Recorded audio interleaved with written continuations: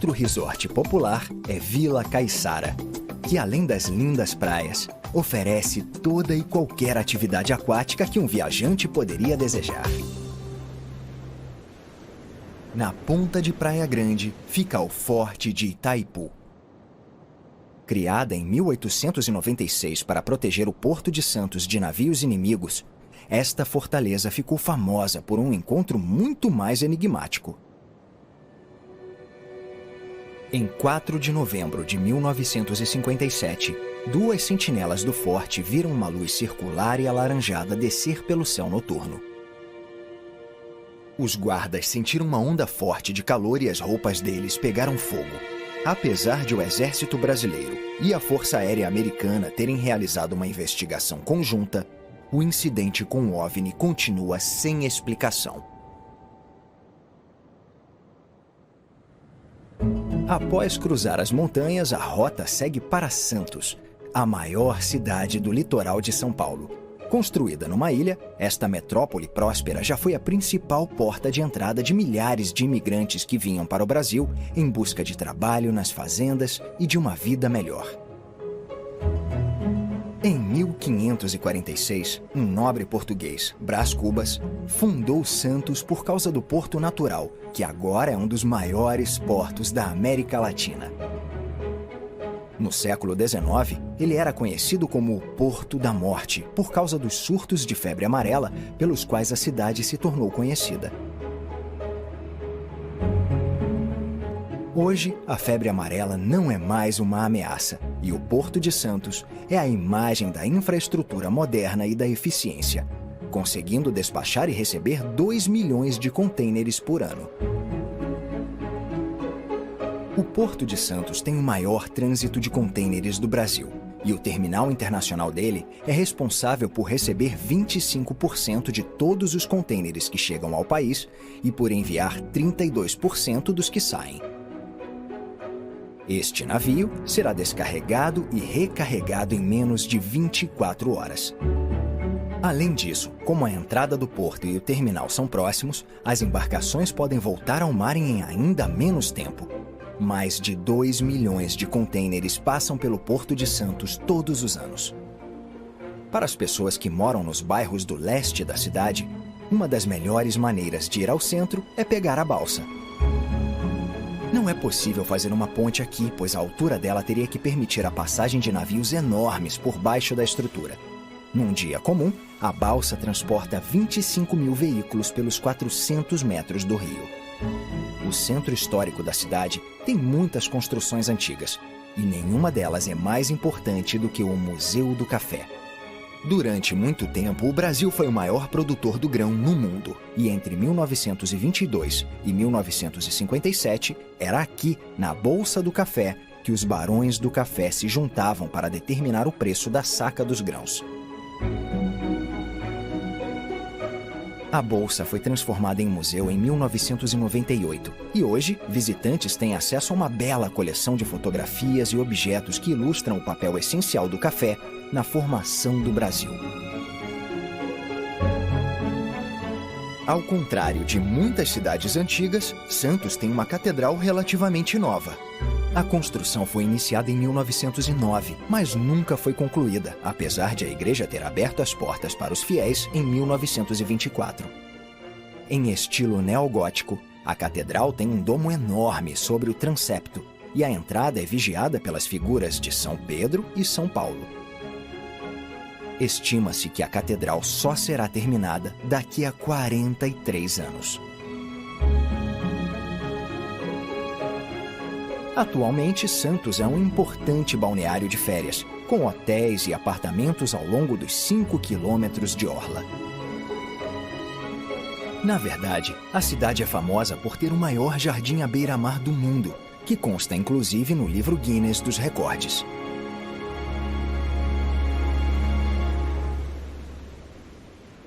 A viagem deixa Santos e segue para a popular cidade de Bertioga.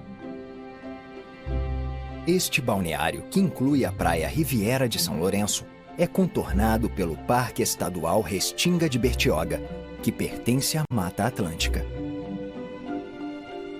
Restinga significa faixa de terra e um tipo de floresta de folhas largas, tropical e subtropical. O parque tem cerca de 9.000 hectares e só foi criado em 2010 para impedir a concentração de resorts ao longo da costa, onde estão algumas das melhores praias do Brasil.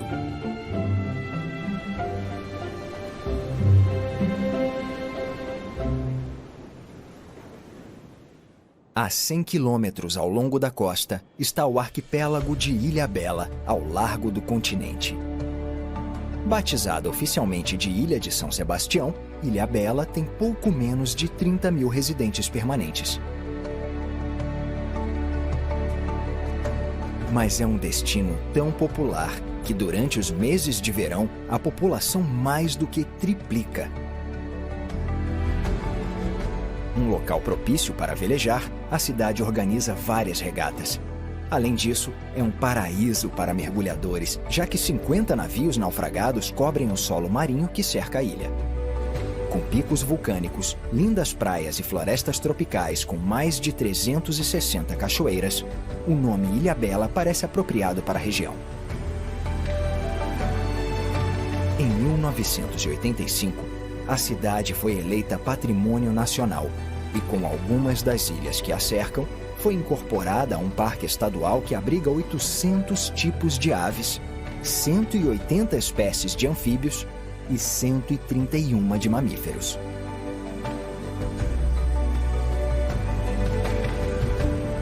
No lado leste da ilha fica a maior das 41 praias de Ilhabela, a Praia de Castelhanos.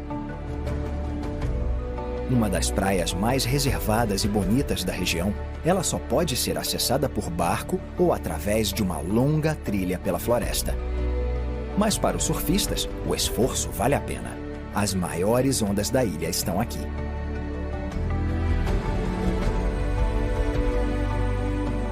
Antes que o explorador italiano Américo Vespúcio desse a este lugar o nome de São Sebastião, os indígenas o chamavam de Siribai, ou lugar tranquilo. A viagem chega à Ilha Anchieta, também conhecida como Ilha dos Porcos ou Ilha do Diabo. Esta paisagem maravilhosa preserva a história natural e um segredo sinistro. Como toda a ilha é protegida por leis estaduais que proíbem a caça, a pesca, o desmatamento ou qualquer atividade que prejudique o ambiente, certas enseadas como esta, na Praia do Sul, têm as águas mais claras e as areias mais limpas do mundo.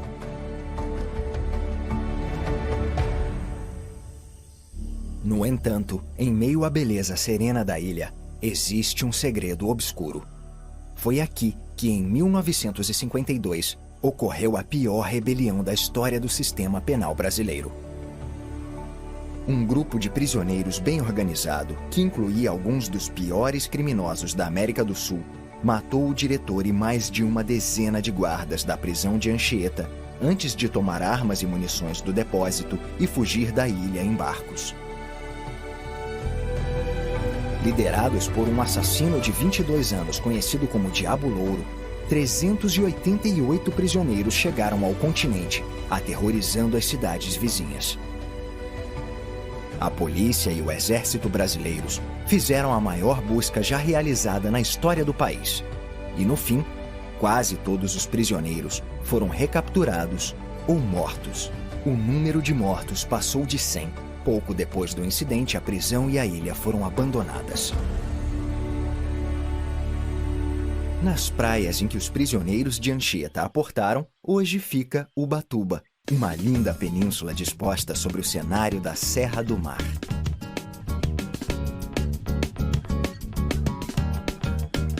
Pontuada por uma mistura de casas de praia luxuosas, Ubatuba se tornou um dos melhores destinos para os ricos de todo o Brasil. Uma semana em uma destas casas pode custar cerca de $10.000, mas a vista que elas proporcionam é considerada inestimável. Situada sobre o Trópico de Capricórnio, Ubatuba é um dos balneários de melhor clima do estado de São Paulo. e recebe mais de 500 mil visitantes apenas nos meses de abril e maio. Com praias douradas sobre um mar iluminado, é fácil perceber por que tantos turistas se acumulam nesse paraíso oceânico. E para quem vem ao Brasil à procura de ondas, não há lugar melhor. Ubatuba é considerada a capital do surf do estado de São Paulo.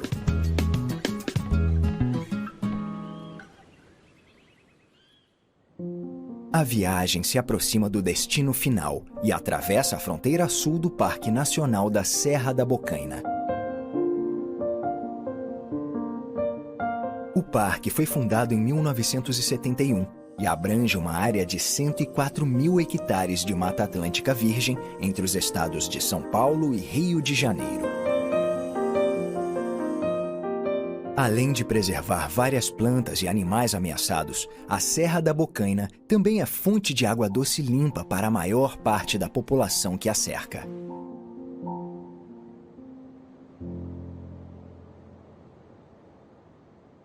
Do outro lado da serra fica a cidade colonial portuguesa de Paraty, incrivelmente preservada.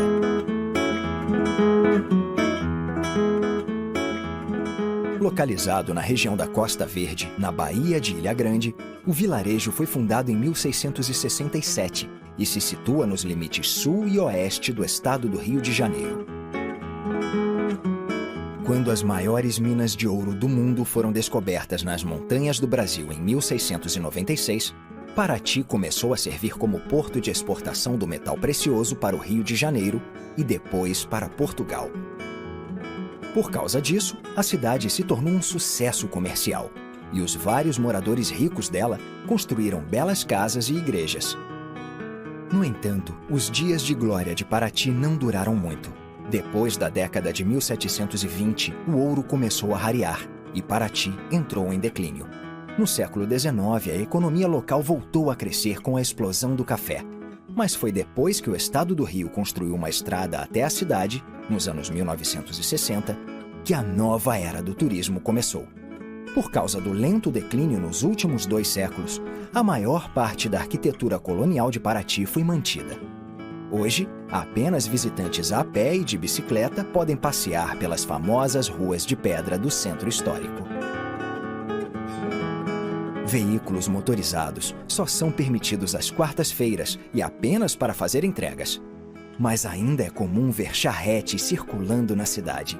Agora, Paraty voltou a fazer sucesso e é um pedaço fascinante da história colonial escondido na costa brasileira. É o lugar perfeito para encerrar esta jornada.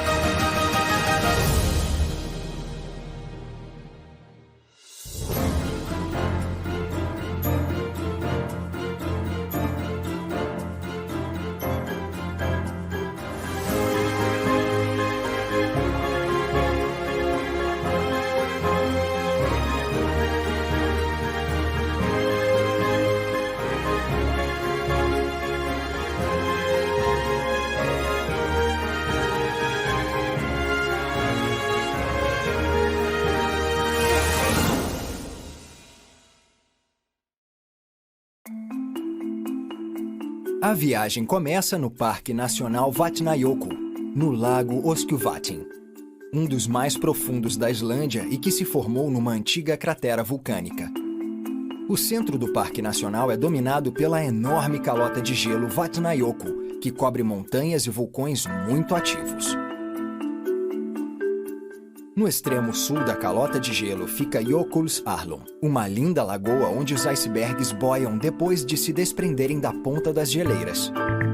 Boa parte do relevo impressionante da Islândia se formou com a atividade vulcânica, e um dos vulcões adormecidos mais fotografados é o Mælifell. As geleiras também definiram o relevo, e a Mýrdalsjökull é um bom exemplo de geleira em ação. A viagem termina em Gullfoss, uma das cachoeiras mais famosas e espetaculares da Islândia.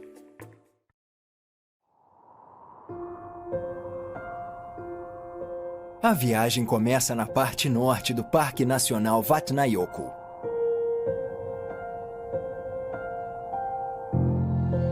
Este é o maior dos 3 parques da Islândia e abrange cerca de 14.000 quilômetros quadrados. Aqui no norte está o Lago Öskjuvatn, um dos mais profundos do país. Ele se encontra na cratera do vulcão Askja, e o nome dele significa Lago de Askja.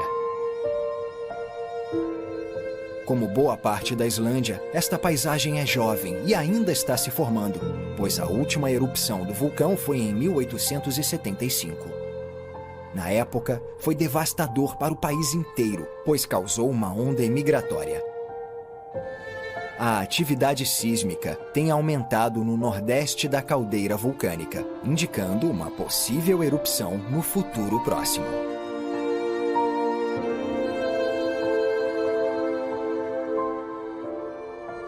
Perto do Öskjuvatn se encontra uma cratera menor, cheia de água, o Lago Viti. Formado na erupção de 1875, algumas partes do lago continuam fervendo. No verão, atrai banhistas. Mas é melhor só nadar se estiver ventando, pois pode ocorrer acúmulo de dióxido de carbono acima da superfície, fazendo com que os banhistas desmaiem.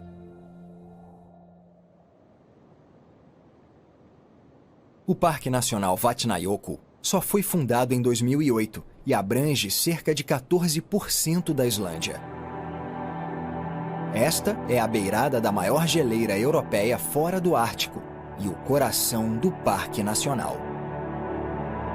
O gelo tem, em média, 500 metros de espessura e chega a alcançar 950 metros de profundidade.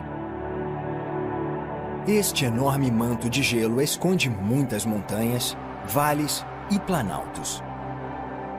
A calota de gelo ultrapassa 2.000 metros de altitude acima do nível do mar, e a base da geleira chega a 300 metros abaixo do nível do mar. Também é difícil acreditar que embaixo deste manto de gelo existam vários vulcões ativos. As erupções ao longo dos séculos provocaram o desenvolvimento de bolsões d'água embaixo do gelo, que podem arrebentar o manto enfraquecido e causar uma inundação por explosão de lago glacial. Esses vulcões continuam entrando em erupção embaixo da calota de gelo. Em 2011, Grímsvötn explodiu, arrebentou o gelo espesso e liberou cinzas no ar, alcançando uma altura de 20 quilômetros.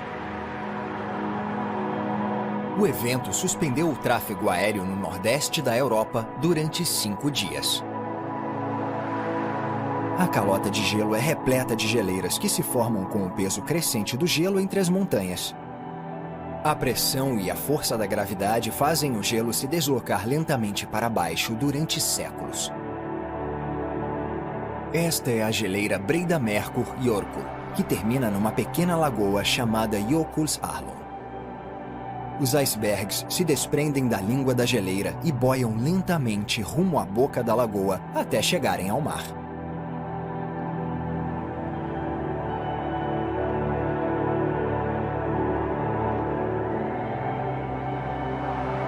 Estima-se que estes icebergs boiem nesta lagoa de 300 metros de profundidade durante 5 anos, até ficarem pequenos o bastante para alcançar o mar passando pelo Rio